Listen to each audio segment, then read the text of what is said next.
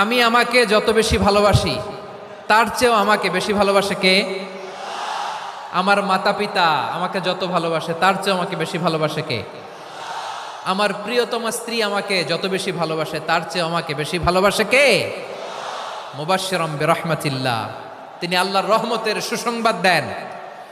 আল্লাহর রহমতের শেষ নাই, আল্লাহর ভালোবাসার শেষ নাই। ও মুবাশশিরাম বিল জান্নাহ, তিনি জান্নাতের সুসংবাদ দেন। এই উম্মতের মধ্য থেকে যারা আল্লাহওয়ালা, যারা প্র্যাকটিসিং, যারা ইমানদার, তাদেরকে বিশ্বনবী জান্নাতের সুসংবাদ দেন। আওয়াজ করে পড়েন সুবহানাল্লাহ। এজন্য রব্বুল আলামিন বিশ্বনবীর পরিচয় অন্য আয়াতে এভাবে তুলে ধরেন, ওয়ামা আরসালনাকা ইল্লা কাফাতান লিন্নাসি বাশীরাও ওয়া নাযীরা।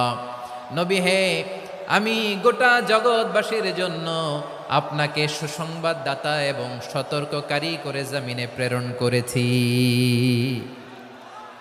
মুবাশশিরাম বিল জান্নাহ, তিনি জান্নাতের সুসংবাদ দেন, তিনি আশা জাগান। নবীর কথা শুনলে মানুষ বুকে আশা ফিরে পায়। আমার নবী কাউকে হতাশ করেন না।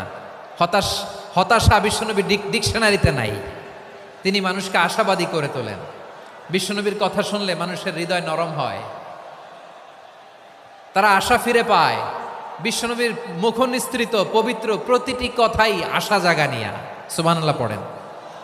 আপনি প্রিয় নবীর মুখনিসৃত বাণীগুলো পড়েন, কথামালাগুলো শোনেন, দেখবেন আশা পাবেন, বুকে আশা পাবেন, ভালোবাসা পাবেন।